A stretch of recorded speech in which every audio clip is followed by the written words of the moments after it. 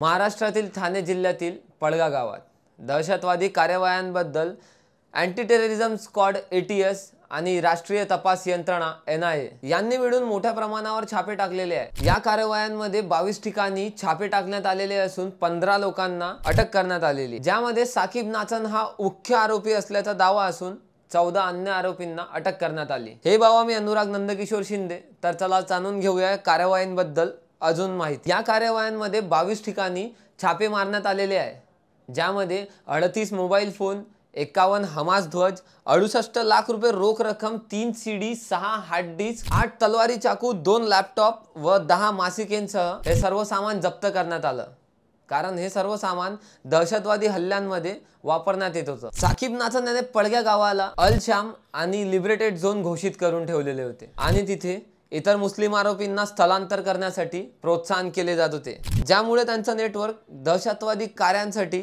अजून मजबूत होईल। या आरोपींनी IED बनवणे, दहशतवादी सामान तयार करणे व अशा इतर अनेक दहशतवादी हल्ल्यांमध्ये सहभाग घेतला होता। या कारवायांमुळे महाराष्ट्रातील पळग्या गावातील दहशतवादी नेटवर्क उघडकीस आलेले आहे व राष्ट्रीय यंत्रणा विभागाने या सगळ्या नेटवर्कवर नियंत्रण मिळवलेले आहे। तर या दहशतवादी गावाबद्दल तुम्हाला काय वाटते ते कमेंट सेक्शन मध्ये नक्की सांगा आणि अशाच काही अपडेट्ससाठी फॉलो करा हे बावाला।